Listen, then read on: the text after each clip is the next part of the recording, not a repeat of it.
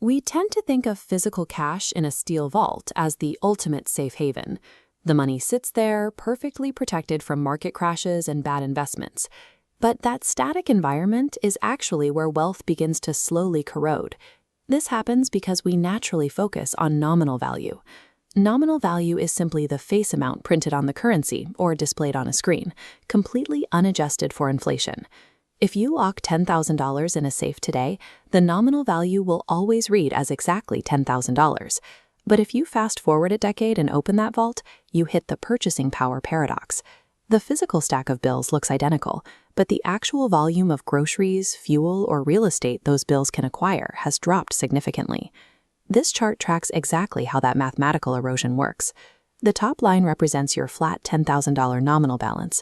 The line falling away beneath it shows your actual purchasing power. At a historical average of 2% annual inflation, the real-world utility of that money declines over a 10-year period to exactly $8,166. Inflation operates as an invisible, continuous tax. If your capital remains static, the math guarantees the destruction of your wealth. That decay happens regardless of your personal saving habits.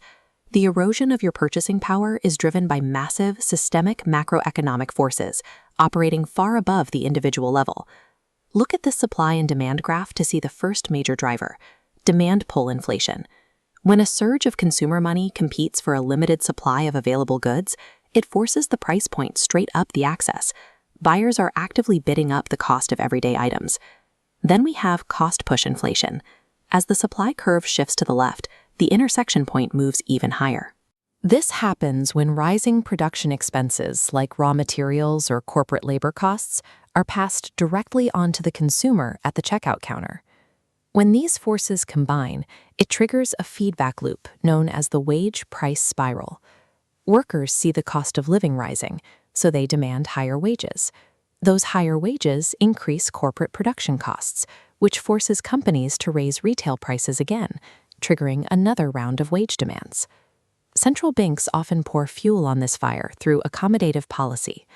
Accommodative policy is a strategy where a central bank injects cash into the financial system and lowers interest rates to stimulate borrowing and spending. Pumping more currency into the system inherently dilutes the value of every dollar already in circulation. When currency dilution and inflation expectations spiral entirely out of control, a currency loses its utility. In Weimar Germany, hyperinflation destroyed the mark so thoroughly that physical bundles of cash were cheaper to use as children's building blocks than the wood required to make actual toys. Your individual purchasing power is entirely at the mercy of these sweeping monetary policies. You can mathematically predict this erosion using a simple calculation known as the Rule of 72. This equation shows how it works. Take the number 72 and divide it by the current annual inflation rate. If inflation sits at 3%, 72 divided by 3 equals 24. That tells you it will take exactly 24 years for your overall cost of living to double. This specific mathematical reality devastates fixed income earners and traditional bondholders. Their monthly payouts are locked in place, while the cost of their daily necessities steadily marches toward that doubling point. And this rule applies everywhere. On a global scale, economists track this using relative purchasing power parity, or PPP. PPP is the economic theory that exchange rates between currencies should naturally adjust so that an identical basket of goods costs the exact same amount in any two countries. Because countries experience different rates of inflation, those international exchange rates constantly fluctuate to bring these baskets back into perfect equilibrium. Whether you are evaluating a local retirement account or massive international trade balances, the math is entirely consistent. Inflation is a relentless equalizer that punishes uninvested cash. You can defend your capital, but you have to stop measuring your wealth in nominal terms and start focusing on the real return. A real return is the profit of an investment minus the rate of inflation. If your stock portfolio gains 6% this year, but inflation is 4%, your real return is only 2%. This is the only accurate measurement of actual wealth creation. To generate positive real returns, investors utilize real assets, specifically equities and commercial real estate. These entities act as shields because they have the flexibility to raise their own prices and rents alongside inflation, directly absorbing the price hikes.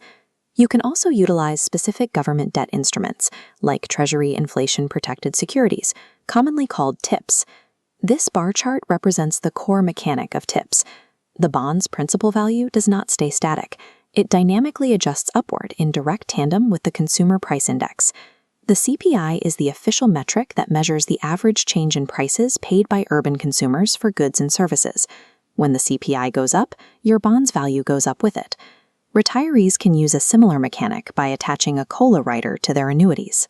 COLA stands for Cost of Living Adjustment, a feature that automatically increases your fixed monthly income based on inflation metrics, ensuring you survive the math of the Rule of 72.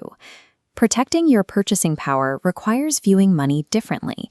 It is not a static object meant to be hoarded in a dark vault.